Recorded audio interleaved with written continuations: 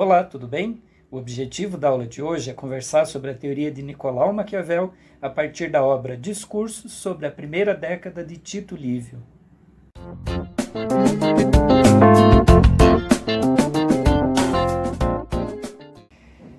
Nessa obra, Maquiavel propõe uma ruptura com o método de pensamento filosófico, sobretudo em se tratando da área da política, porque, diferentemente de outros pensadores, por exemplo, aqueles da Grécia Antiga, que partiam de uma teoria para depois analisar a realidade, ou ainda de pressupostos teóricos para fazer essa análise, Maquiavel passou a entender que o melhor mecanismo para entender e para, sobretudo, desvendar o funcionamento da política não é uma teoria que antecede, por exemplo, a mesma, mas ainda seria mais importante e mais útil do ponto de vista de uma eficiência nesse entendimento, recorrer ao passado para entender a partir de obras e de acontecimentos antigos aquilo que, por exemplo, poderia orientar o entendimento não só do presente, mas também vislumbrar o futuro. Então, Maquiavel traz aqui um novo jeito de pensar que é comum, por exemplo, também das ciências modernas, que é o método indutivo. A ideia do método indutivo apresentado na obra diz respeito a analisar casos particulares, nesse caso históricos, voltados principalmente a Roma, a Roma Antiga, para daí, a partir dos acontecimentos da República Romana, colher situações específicas que permitam construir, aí sim, uma teoria que parte desses casos individuais para aí sim possibilitar um salto para, por exemplo, uma generalização, uma teoria, uma lei, uma regra, e a partir dessa regra seria possível compreender não só o cenário político, por exemplo, que lhe era contemporâneo, mas também de encontrar soluções para os problemas vivenciados naquela época. Então, Maquiavel traz aqui, dentro dessa condição do método indutivo, uma outra palavra-chave, que é a ideia da imitação. É interessante pensar que aqui, quando Maquiavel fala da imitação, ele não está pensando na imitação no sentido grego relacionado à mímese, que tem a ver com uma cópia ou ainda com uma reprodução no sentido de quase que uma extensão, uma reprodução igual àquilo que aconteceu ou à sua origem. No caso de Maquiavel, essa imitação ela tem mais a ver com uma inspiração. Isso porque, do ponto de vista histórico para Maquiavel, há uma espécie de linearidade entre quem somos e o modo como agimos em sociedade. E é justamente por conceber esse comportamento comum dos seres humanos, indiferente de qual época, por exemplo, eles estão, é que seria possível, analisando no passado, imitarmos algumas atitudes que foram bem-sucedidas lá, para que a gente pudesse também ter sucesso, por exemplo, nos dias de hoje e também futuramente. Então, essa ideia de imitação tem a ver com colher as experiências do passado, ainda dentro de uma metodologia de pensamento indutiva, para depois conseguir aplicar isso, por exemplo, no futuro. E antes de falar aqui especificamente sobre a aplicação dessa imitação ou dessa metodologia indutiva que marca o pensamento político de Maquiavel, vale também a pena a gente destacar aqui dois conceitos que, embora o autor não procure explicá-los, esclarecê-los, eles estão a todo momento recorrentes na obra. O primeiro deles é virtude. A ideia de virtude se valer sobretudo, inclusive na tradução em português, de uma palavra que não foi convertida em virtude, que seria a sua versão contemporânea, digamos assim, tem a ver com o que Maquiavel acredita que a religião fez com as pessoas na modernidade. Então, para falar de virtude, não só aqui, então eu vou tratar do conceito de virtude, mas também da crítica que ele fez a, por exemplo, a religiosidade moderna. Okay? Então, por que virtude?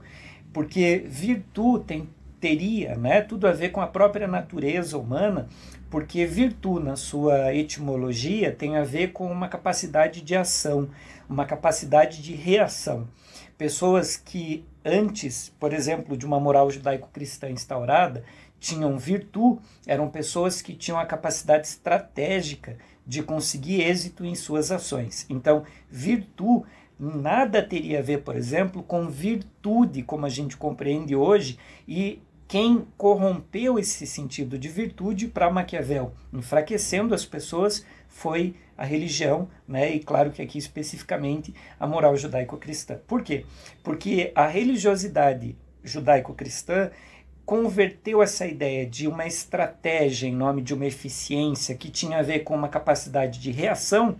para uma espécie de uma reação simbólica. Uma tese que Maquiavel não aprofunda tanto, mas que dá a entender que as pessoas perderam essa capacidade de reagir efetivamente sobre as coisas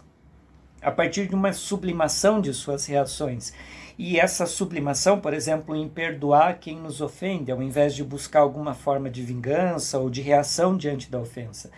Esse perdão é visto, por exemplo, numa moral judaico-cristã, como uma estratégia de superioridade a uma ofensa primeira, porque a gente estaria num nível acima, por exemplo, daquela pessoa que nos ofendeu, não reagindo do mesmo modo. Então a não reação dentro da moralidade judaico-cristã, ela passa a se revestir de um valor que a virtude, na sua essência, não tinha. Pelo contrário, que a virtude reprimiria, porque o objetivo da virtude é a reação, né? Então por isso quando Maquiavel fala de virtude a todo momento na sua obra, colhendo do passado, dentro de todo esse pensamento indutivo, estratégias e experiências bem-sucedidas, essa virtude sempre tem a ver com essa capacidade de ação, essa estratégia racional. Inclusive, é da virtude que brotam duas metáforas, não necessariamente exploradas nesse recorte bibliográfico a que eu me refiro aqui, mas que também se encontram na obra O Príncipe, em outras obras de Maquiavel, que é a metáfora do leão, porque faz uso da força quando necessário, e depois também da raposa, porque teria a ver com uma condição de estratégia. E a virtude é composta por essas duas dinâmicas, porque não é só uma força bruta, por exemplo, que se impõe, mas também não é só uma estratégia que, de modo covarde, sublimaria suas ações e seus desejos para justificar uma não reação. Então, a virtude é o primeiro conceito, que a todo momento Maquiavel vai recorrer para nomenclar, né, as atitudes exemplares do passado, e a segunda é fortuna. Por fortuna aqui há uma menção à deusa romana, ligada ao acaso, ligada à sorte, e basicamente por fortuna Maquiavel entende que são todas as situações, que são todos os acontecimentos que decorrem sem necessariamente haver uma providência divina ou uma intencionalidade que as sustente e as motive. Então, o grande mérito aqui de um príncipe, por exemplo, de um governante bem-sucedido, seria entender que no acaso, na fortuna, há a possibilidade sempre da criação de virtude, ou seja, de estratégias. Então,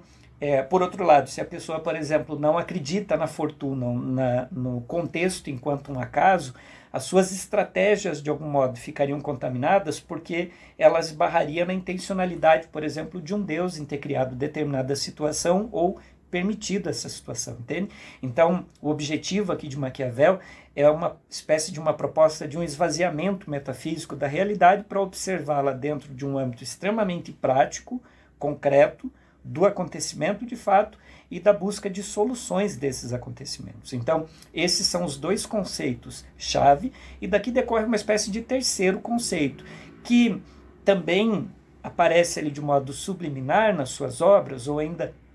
nas entrelinhas, mas que também é importante de ser compreendido, que é a ideia da natureza humana. Então, Maquiavel vai compreender, a partir de ideias e exemplos do passado, que em nossa essência nós não temos aquela bondade, por exemplo, como apregou, né, por muito tempo e ainda o faz a moral judaico-cristã, a ideia de uma imagem e semelhança de Deus, ou ainda, né, de um pensamento platônico, que a virtude seria algo que remete à nossa própria natureza, e a busca da virtude seria uma busca de nós mesmos. Para Maquiavel, ninguém faz o bem se ele não for necessário, e sobretudo se não tivermos leis que nos obriguem a agir desse modo. Porque para Maquiavel a natureza humana está associada à maldade e ao egoísmo. Para ele, nós somos uma espécie que a todo momento busca tirar vantagem das situações, e ainda, a gente não ligaria necessariamente por fazer o mal desde que ele nos trouxesse benefício, e a gente de algum modo, né, eu falo a gente aqui tratando da natureza humana, não acharia problema nessas maldades até que pelo menos elas fossem descobertas, e aí uma vez que viesse a público a gente daria um jeito de tentar justificá-las ou se arrepender das mesmas. Então, para Maquiavel, é esse tipo de humano que vai carecer de controle, e é justamente essa teoria do controle que traria um benefício para as pessoas. Então, é paradoxal, porque para Maquiavel, o paradoxo reside no fato de que só há liberdade e só há possibilidade de uma vida melhor quando somos controlados. O paradoxo é porque falar de controle e de liberdade numa mesma frase pode parecer contraditório, mas para Maquiavel faz todo sentido, porque a justificativa disso tudo está em nós mesmos, em nossa própria natureza. E é nessa condição que se aplica ainda mais a fortuna para aprender a controlar essa atitude, ou essa natureza humana, na verdade, e uma vez detendo desse controle, conseguir encaminhar aí especificamente as possibilidades de uma vida coletiva. E dentro dessa dinâmica de controle da natureza humana para garantir uma liberdade, nesse caso negativa, porque é uma liberdade possível a partir do controle,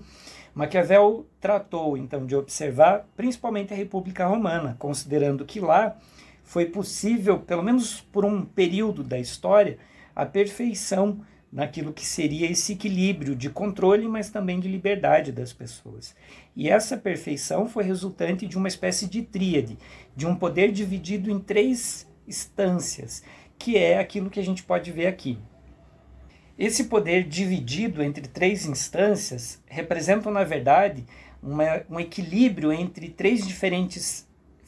tensões e interesses que fariam com que a vida, apesar de haver esse constante conflito e a manutenção dessa situação que garanta a liberdade das pessoas, que fosse a melhor possível. Então, de um lado, a gente tem os reis, na representação de um poder que, quando absoluto, acaba reprimindo a liberdade das pessoas e gerando descontentamento. Do outro lado, a gente tem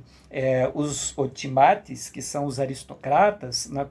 composição aqui, né, ou fazendo parte aqui do Senado, dos cônsules, do modelo, por exemplo, né, formal aí de poder romano. E no último lado dessa tríade, né, dessa espécie de pirâmide aí, a gente tem o povo, a plebe, no tribuno da plebe, que era justamente a participação das pessoas e o quanto, inclusive, essa participação favoreceu para que elas tivessem direito a essa liberdade. E é dessa tríade de poder que emerge um conceito que eu considero central aí dessa abordagem do autor, que é justamente a concepção política que ele tem, que não é aquela que, por exemplo, prevê calar esse caos ou administrar esse caos ou essa desordem, esse conflito entre os poderes, para, por exemplo, resolvê-los efetivamente, pensando aqui na resolução como um meio de calar quem pensa diferente ou ainda pôr um fim, por exemplo, a essas instabilidades sociais. Pelo contrário, para Maquiavel, são essas instabilidades sociais, são justamente esses conflitos resultantes dessas três fontes de poder que qualificariam e lapidariam de algum modo, de modo melhor naturalmente, a vida das pessoas, permitindo-lhes mais liberdade. Então, para Maquiavel, é papel da política não calar os diferentes ou ainda acabar com os conflitos, mas saber fundamentalmente administrá-los, para que por meio dessa administração do conflito possa haver uma melhora social. E é justamente por isso que Maquiavel vai dizer que quem tenta condenar os tumultos ou ainda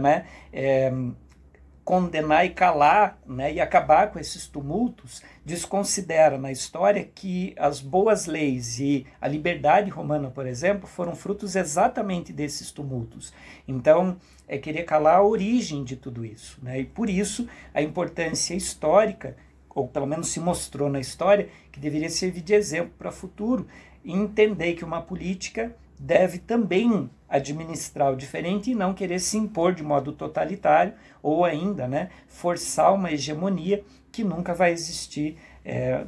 de fato numa sociedade.